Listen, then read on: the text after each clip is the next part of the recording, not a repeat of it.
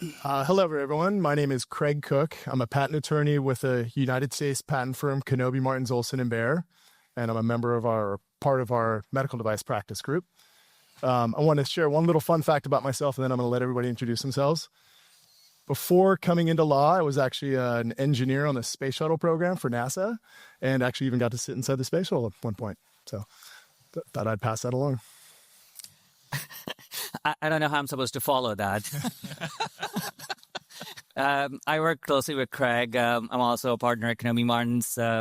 My background's more in the electrical engineering, so I do a lot of signal processing, wearable devices, AI. And I guess if we're sticking with nerdy theme, then I coded a neural network from scratch in high school, before it was cool. So that's amazing. I don't even know where to start after that. So I'm Gary Strange. I'm the chairman and CEO of, it's actually LifePulse Corporation. MMD Technologies is our corporate registered name. But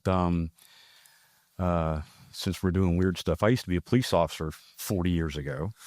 And nobody believed that. And I showed them a picture this morning. It's, you're nuts. So that was fun. Excellent. I'm Scott Russell. I'm president and CEO of Emboline, and I'm a metallurgist by training, and started in the aerospace industry working for Pratt & Whitney doing jet engine alloys. I didn't get to sit in a space shuttle, though. And now I'm doing medical devices. That's fantastic. All right, so today's IP Masterclass, we're going to kind of mostly focus on patents, but just wanted to make sure everybody's familiar with other forms of intellectual property. The three other main ones that we like to talk about are trademarks, kind of protect the company name, branding, logos. A funny one about our firm, Knobbe Martens, like Obi-Wan Kenobi, we're like the IP Jedis. That might be something that you might want to trademark if that were something serious, but we're just joking about that now. Copyrights protect works of authorship once they're basically in some tangible form of medium. It can be anything from user manuals or photographs. It could even be product designs of a medical device or even a delivery device of some sort. Trade secrets are a really important one. I think it's kind of the cousin of the patent. But the opposite aspect of trade secrets is that you really got to keep it confidential. You actually have to take reasonable precautions to keep the information confidential. It has a lot of benefits relative to a patent, but really it's the kind of internal know-how. It's the special sauce, the special manufacturing processes, or even client lists, customer lists, things like that. It's stuff that you don't let the public typically know about, and you can protect it pretty much as long as you can keep it confidential and secret. Patents, so there's a fourth category we're going to spend the most time talking about patents, so we'll get right into that. When we look at IP generally, I think there are three main questions that you really want to be thinking about, and this is kind of a roadmap for our discussion today as well. Who do you own the IP? And that seems like it's a pretty straightforward question, but there's a lot of complexity in it that you wouldn't really appreciate until you start learning about these through bad experiences in the past. And we've helped out a lot of companies get through those bad experiences. Ownership is a thing that can snowball if you don't handle it very carefully and well in the beginning. And if you do handle it then, it's kind of an easy issue. But those are the things that you want to start thinking about, and we're going to get into that in a little bit more detail. Second one is, how good are your patents? You really want to kind of really cover that core technology, but we're going to talk a lot about kind of comprehensive disclosures. I know that, Scott, you had a lot to say about that. We'll get into that a little bit more detail. The third main topic that we want to discuss today is, do you have freedom to operate? And if everybody knows what that means, I'll move on. But typically it's, can you make that product? Can you practice the process without being sued for infringement? Shouldn't really say sued. Without being liable for infringement is really the main question. So, I think you were talking about this earlier, Rachel. Make it fun, gamify it. So we're going to start out with a pop quiz question. Does anybody know the answer to this? I filed a patent application on my invention, so I must own it exclusively. And this goes into that first prong of ownership. Who knows? True or false? You are correct. Anybody want to add into some color on this one?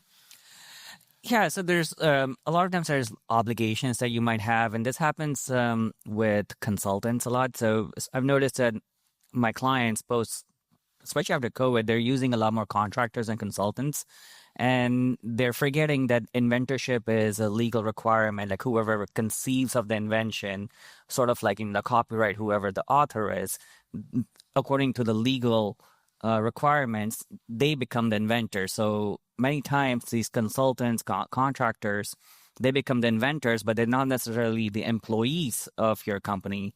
So if you don't have the right agreement with these contractors, then you, the company, might not own the IP that was generated. So this is something that's gets much harder to fix after the fact. So always make sure you have good agreements with your consultants and contractors, contract manufacturers, and make sure that that's all buttoned up. And Gary, you had something to add to that because I think you're on the verge of licensing some new technology. Yeah, we're about to pick up or license rather 6 more patents. We're sitting at about 20 right now, 6 from Virginia Tech and 3 from Georgia Tech, developed by the same scientist. Yeah, you got to be super, super careful. And we fortunately, when we're working with universities, these people have vast amounts of experience in their tech transfer departments that they've done their homework, that these things are filed so tight. And the scientists, most of them that we work with, if they're new to it, you might want to really dig a little deeper. But if they've got a lot of experience in it, they have made it as broad as they possibly can to give you as much protection as you can. Yeah, and we often see a lot of new startups come off of university-type technology, and they end up licensing that technology without really understanding what their scope is, whether or not they have exclusive rights to the technology. If other people can exploit that technology, that would be a non-exclusive license. And it becomes really important. But typically what we look at is everything's kind of on a scale. Earlier stage, you really want to set that foundation for getting that ownership, those agreements in place. Like Harnik was talking about, if you have new consultants coming in, you want to make sure you've got agreements to assign any innovations that they come up with to the company, to your company. If it's university and tech transfer offices that you're dealing with, you want to really very closely look at those license agreements and make sure you're getting the rights, maybe even the right to control prosecution. You were talking about the breadth of the claims. Their application of it or their idea for their inventions might be different than what your technology is. So you might have a different strategy for protecting your inventions in a different way. So controlling what attorneys or who makes the decisions on the patent strategies becomes very important at this phase as well. Hammering out these details with agreements at an early stage prevents those big snowballs later on from becoming out of control and more difficult to reverse. So it's really important at that early stage, get those agreements in place. Again, trade secret protection, we talked about that a little bit. Getting trade secret protocols in place to make sure that your employees understand that they're under an obligation of confidentiality and they can't take that technology somewhere else. Making sure that the public doesn't have access to that information. Make sure that your employees know that they can't go out and disclose it. Once you disclose trade secret information, you lose the ability to enforce it later. So getting those agreements and those understandings, maybe even the training in place at an early stage, really helps prevent those bigger issues later on. Later stage stuff. You want to talk about some later stage things that you might want to do? Yeah, that's right. So later stage, again, I think as Kregg mentioned, trade secrets is now getting even more important, particularly with AI, right? You're trying to keep a lot of things trade secrets and balancing with patents and copyrights. And with employees moving around a lot these days, it's something that, again, setting up the right protocols is really important, making sure the employees, if they're leaving, then you do an exit interview and, make sure you remind them of their obligations. You specifically mentioned what is your company trade secrets?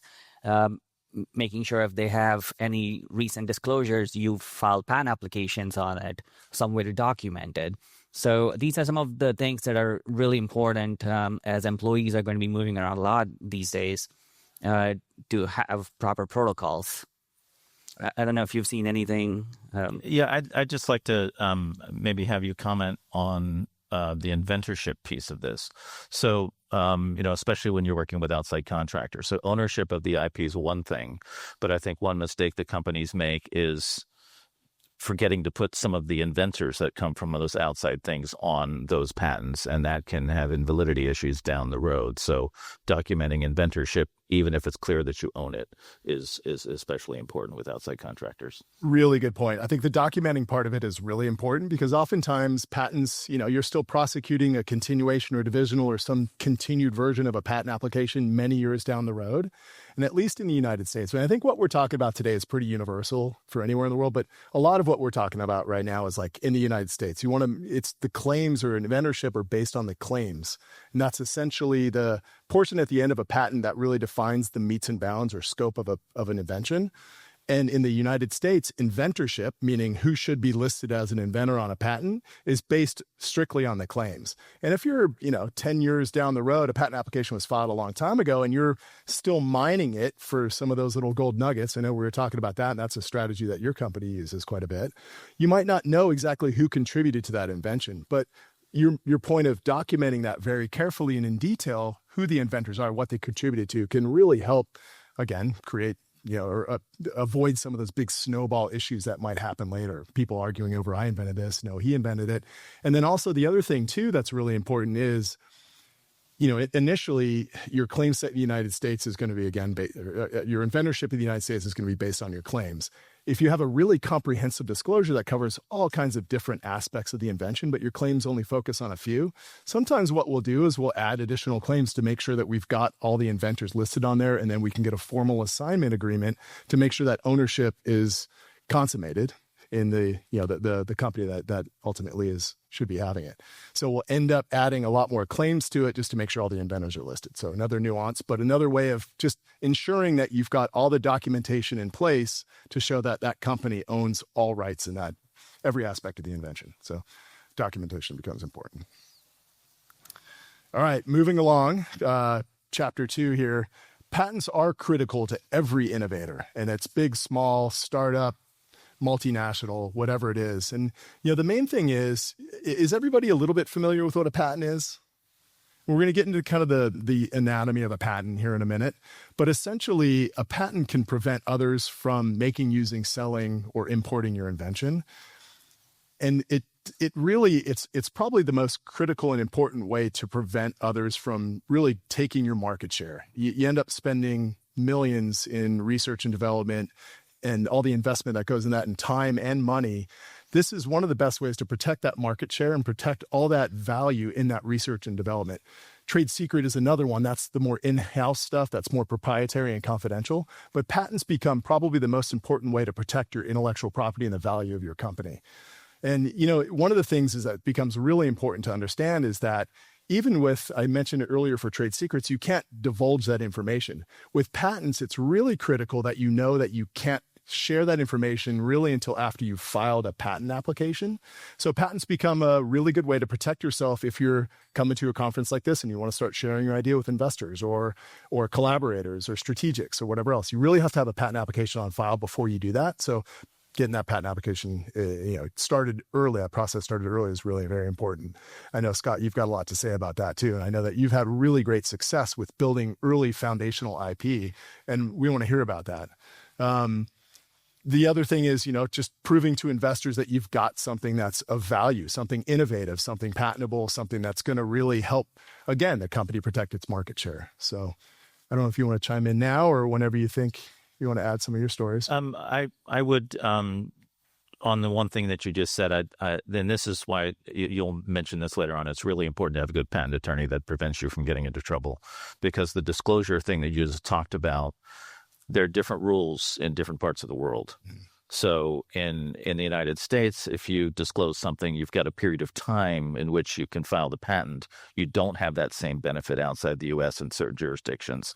So, the rules are different. And if you want to have worldwide coverage, you need to understand those differences to make sure you don't get yourself into trouble. Absolutely right. All right, so quick anatomy of a patent. We'll go through this relatively quickly, but I just want to make sure everyone was kind of familiar with what a patent looks like so that when you look at it next time, you can understand, where the important parts are that you should be focusing on when you're preparing an application, or even if you're helping kind of do like a freedom to operate type clearance. So the cover page is going to have, and this is a U.S. patent, but a lot of other, like European patents are going to look pretty similar.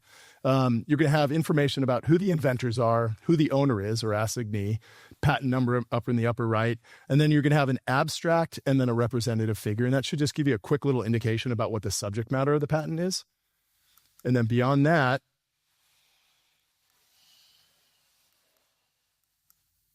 the meat of the patent is really in the drawings and the detailed description. I think this is where, Scott, you're going to be able to add a lot of value here in this discussion.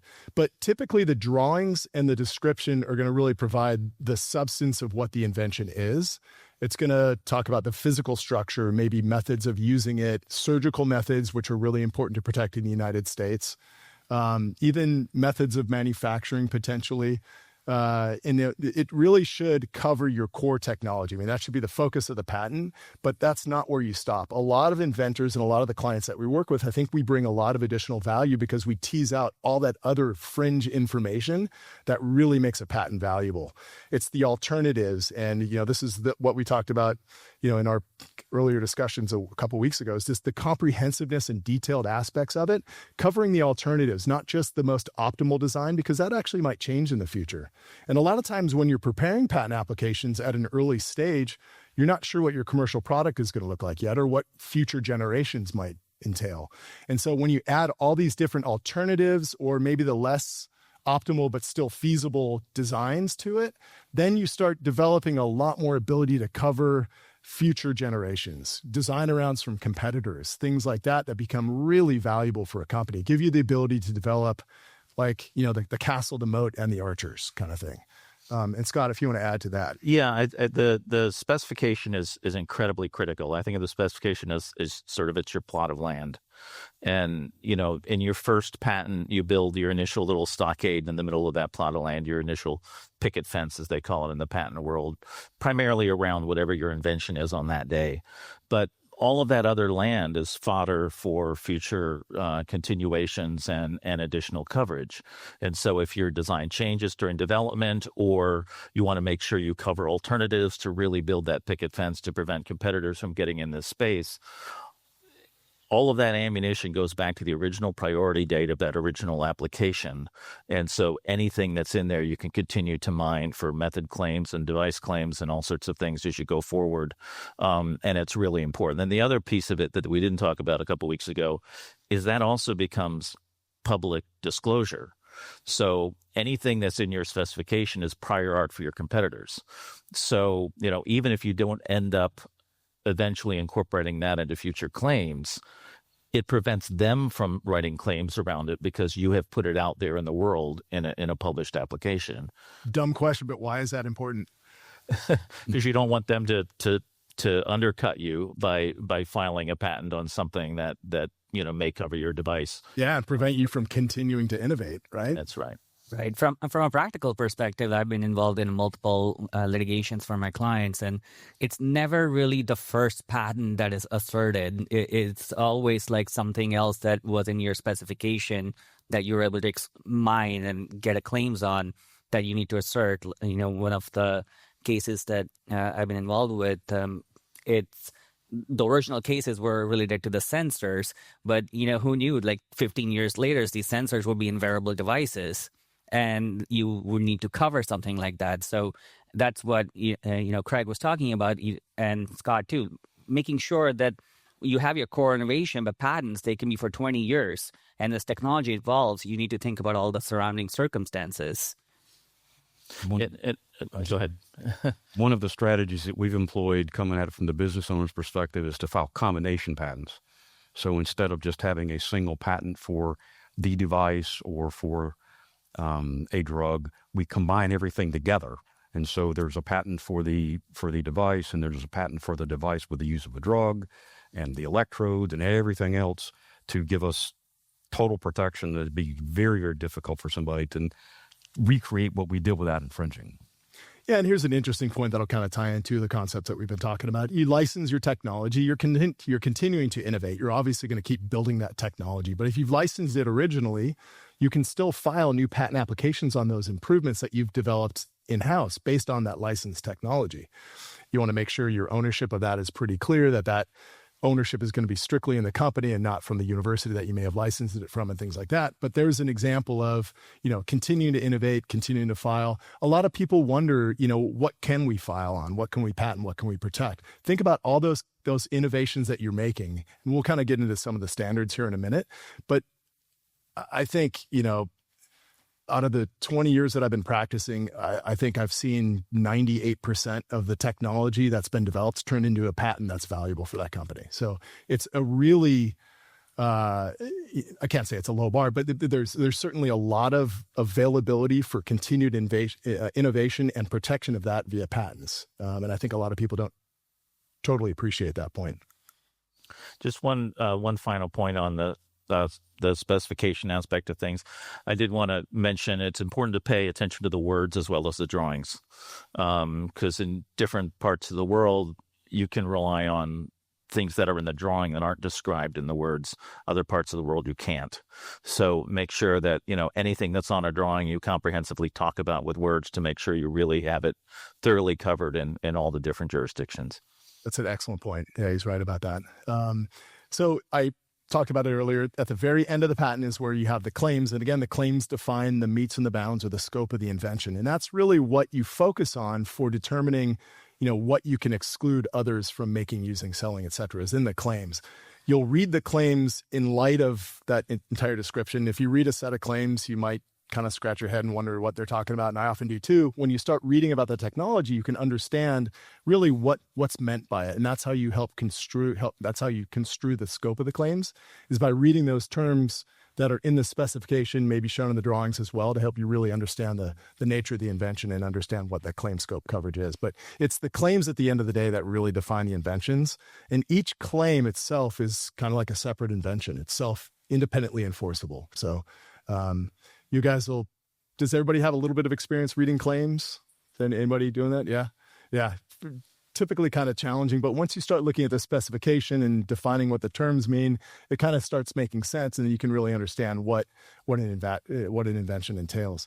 And, as part of the freedom to operate challenge, a lot of times we get clients that'll come to us and say, hey, this patent looks right on point. I mean, that picture right there looks like exactly what we're doing, et cetera. But if you read the claims, there's a lot of differences compared to what their technology actually is. You have to go well beyond just the figures and the body of the patent itself and really look at the claims to truly understand what protection they've got, right? And so that's why the claims become very important. Some commonly patented medical device technology. Maybe you guys can tell us a quick little bit about yours. Sure. Ours is an embolic protection device for use during cardiovascular procedures. And Dr. Belson, who's in the audience, filed the first IP in this space. We're primarily aimed at transcatheter heart valves.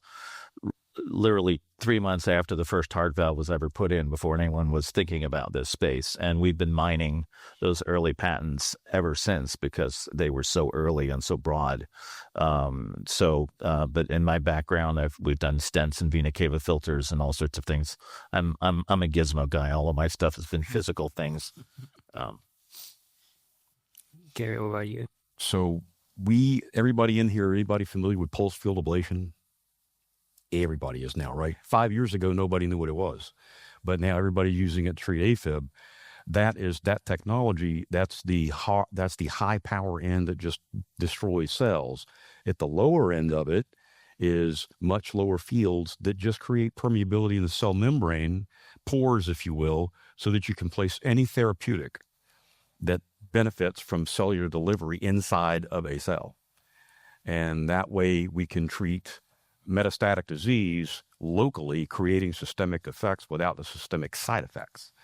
Been around a long time, but we just really very fortunate. If we had gotten there a year later, we'd have never got the patents, because that's when everybody started jumping in for PFA. That's great.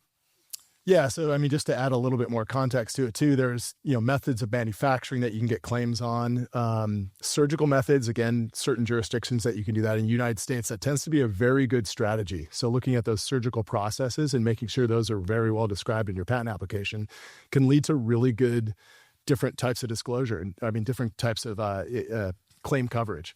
And so when we look at strategies, we look at all the different ways that you might be able to protect a device. You might start out by protecting the actual implant itself, and I'm kind of the gizmo guy too. Then you might look at the delivery device, or you might look at the method of implantation. And the good thing about developing that diversified approach is that you're getting so many different aspects of coverage that it becomes much more difficult for anybody to A, design around, B, invalidate. Everybody's heard about the inter parties review or IPRs in the US. Best way of getting around those is develop a really good diverse portfolio of claim protection. And so having that, again, starting with that very comprehensive, detailed, alternative-rich patent application is the best place to start. Computer implemented software type devices. For sure, right? Like I think sometimes people forget that user interfaces, you could file a design patent on user interfaces, and not many folks think about it, but is especially useful for AI and software. You're trying to figure out like what is your moat going to be. You might not always want to file a patent on your very complex algorithm and keep it a trade secret. So then what else is left? And that's your user-facing features. So anything that's user interaction, that's highly worth protecting, because if somebody else is copying, they'll likely want to copy how, current users are interacting with a particular software, because that's what they're used to. So focus on that. And also, there's other forms of non-patent protections that you could also think about, like trade secrets and copyrights. Again, with AI, protecting your data is very important. So how do you do that? And that's something to also think about. And that's not necessarily done through patents, but other forms of IP. All right, next, true or false? Stents have been around for decades, so there's no way to get a patent on my improved stent. True or false? And this is a pretty open question. I think everybody knows the answer at this point. Anybody know? Anybody want to take a stab? Yeah.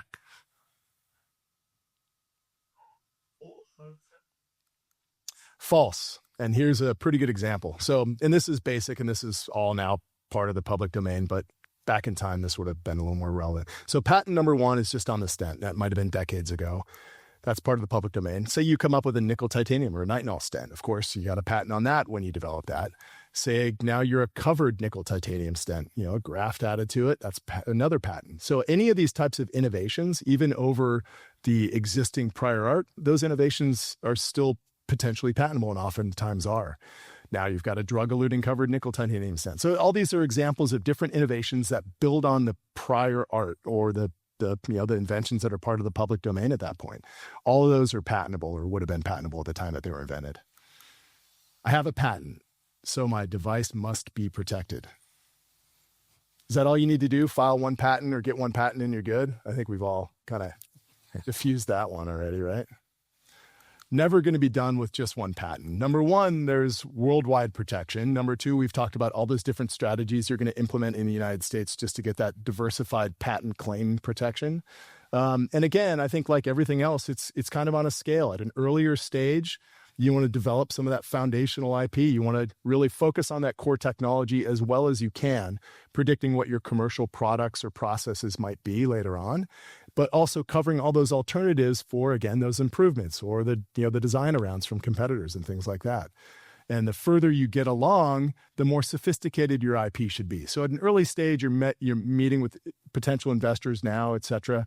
They want to see that you've got some patent applications at least filed. They want to have a flavor for what the chances of getting a patent are. Maybe you've done some internal patentability analyses. Things like that are good early stage steps to take.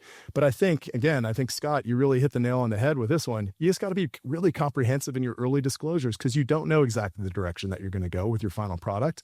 And you also want to, be able to cast a wider blanket later on. And with that comprehensive disclosure, you can continue mining that for other patent strategies and claim protection along the way and in the years to come and sometimes decades to come. So it's really important in an early stage, even when the revenues are not there yet, the money's tight, you got to establish a really solid budget for your IP, because I think that's probably that foundational IP tends to be really very important. That's when you're new to the game. There's a lot less competition out there. Your product hasn't been discovered by others yet. You're able to get maybe broader protection at that early stage. I mean, I've got some stories now of clients that went into the left atrial appendage and came up with, even though that area is been, researched, developed, patented. There's thousands, it seems like, not really, but products on the market that cover that. They came up with a brand new way of doing it, and we got them the best, broadest protection because they were pioneers in a completely different way of treating the left atrial appendage, closing the left atrial appendage. And they ended up being acquired by Johnson & Johnson for a really significant amount of money because they filed extensively at an early stage. Even as they're still developing, their earliest patent applications didn't even disclose what their ultimate best embodiments were, but it got there along the way, and it protected them all the way around their little castle of original IP and the original concepts. Yeah, please. Oh, yeah. Yeah. You say something about in the application phase to keep it open at the ability to add to that package as we continue to implement, and the potential risks related to that versus trying to get more effective. Absolutely. Yeah. Do you want to? So do you mean like this is once you filed an application, but then you want to keep adding on more? So the description part, that process, like once you file a full, what we call utility application, whether it's in the US or in Europe, it will be their corresponding application. You cannot change the description for that particular priority. So for that, you can just update the claim. So one, you can get claim on method of manufacturing if it's part of the description. Another would be the device. But what you can do is file a second application and third applications. These can be separate applications that you can do serial filing. You want to try to be strategic about it, make sure that before the first one publishes, you try to include the improvements so your own applications don't become prior art. You can try to get priority. And this can get a little bit complex, like how you can connect all these applications together. But that's something to think about, because that's why when Scott was saying, like, make sure you include your description as much as possible, because once it's filed, that description itself cannot be changed. The only thing you're really changing is the claims. And I'll add to that. There's, the first bullet point there is a provisional patent application. And that one gives you, it itself is never examined, but it gives you a priority date for everything that's disclosed in that application. So you're protected from, talking about it with other people, exploiting it, et cetera. But that provisional application you must file the utility patent application that Harnik mentioned within 12 months. But along the way there, what we'll often do in those early stages of development, and this particular client that I had, they were constantly churning out ideas. I think within the first 12 months, we filed 11 provisional applications, which is a little bit kind of extreme compared to most of the clients that I work with. But along the way, we just kept building and adding on to that original disclosure. So by the time we got to that 12-month period, we had, accumulation of all of the patent applications along the way. And then when you file that utility patent application, you claim priority back to each of those provisionals that you filed in that 12-month period. And each of the inventions that would be supported by any of those provisional applications gets the date of filing of that provisional application for purposes of cutting off prior art, preventing those patent bars that we talked about, like disclosure, which in Europe, it's immediate. So those become very important. So you file quickly, you file early, and at least in the provisional application aspect of it, you can continue adding new details to it. Each of those new details gets a new filing date, et cetera. But it's a good way of following the path along the development, at least within that. Now, 12 months isn't itself very much time, but you can still innovate in that 12-month period and kind of protect along the way when you've got something fairly remarkable that you think is worth another patent application. So, but the problem with, if you don't do it that way, and after you've filed utility applications, they're not the cheapest, especially when you start filing internationally and looking at your worldwide protection. And, you can't add new details to that application, as Harnik pointed out. So you really want to make sure you're as comprehensive as you can be in those applications, so you don't have to have multiple families with just incremental changes. And so within that 12-month period, the provisional application is the way to do it. Beyond that, you want to make sure you've got something kind of remarkable that's really important to protect before considering filing a new series of applications. Yeah. Did that answer your question well enough? Okay. Perfect. If anybody has any more questions, feel free to interrupt. I know we've got 5 minutes left, so we can keep talking, but also more questions. Go for it. I know the second one then. One of the questions was, how strong is your patent, or how secure is? I think that's really, really interesting, perhaps for all of us. Yeah, I mean, I think we've hit on that a lot, but mainly the thing that you want to focus on. I mean, the number one question is if you've got a commercial product or something that you believe is going to be a commercial product, does your patent cover it? Do your claims cover that commercial product? And that's the threshold question. Beyond that, it's going to be how narrow is the scope of your protection? If you wrote like a really narrow or what sometimes is referred to as a picture claim that really just covers that exact embodiment and like somebody makes a slight variation, they're not going to be liable for infringement. That's not the best patent. So you really want to look at not just the one patent and set of claims, but even if you've got a really important product, you want to start looking at that portfolio of patents and what the different claim sets cover. Are we covering not just the implant, but we're covering also the delivery device, the methods of use, things like that, other aspects of it, certain aspects of the components, maybe even performance-related criteria of the benefits of it, things like that. Yeah, and then the software aspects. I mean, almost every device has software in it too. So Right. So I think it's not the question of how strong is a patent will. So when I'm doing diligence for investors, right? Like when investors come to us and like, okay, let's help us evaluate this company. What we're trying to do is mapping. So let's say you're the company and you're doing the presentation and you say, hey, these are all the amazing features that I have. Then the next thing as a patent attorney for the investor, what I'm doing is I'm trying to map that your patents, are they disclosing those features? Like, is there a match between your commercial features that you're promoting and what's actually included in the patent application, in the description, and even better in the claims? So that's, from an investment perspective, that's at the end of the day, you want the money, right, for your company. That's what you want to do is make sure that your pitch deck is aligned with what's in your patent application. really good point. If I can add something to that, then part of the reason why I'm asking, we face the question quite often, how credible is it that this can be circumvented? And I was a bit surprised when one of the large consultant companies approached and said, patent circumvention is part of our business. And we really don't want that. Of course. Well, yeah, of course, right? Like, we're always working with different entities and like, you can circumvent. I think, again, as part of that analysis, how good is a patent also is whether you have something what we call continuation pending. That means the ability to go back and secure additional patents on that concept. So if I am, I'm working with a client, we're trying to design around, but at the same time, we know that continuations are pending. So there's always this moving target. Like if we design around, can they actually go after the design around itself? And that's very important. I think a lot of the startups make this mistake of like, they get this one patent and like, okay, I'm done. And that leaves a lot of these holes that you need to plug later on and won't be able to.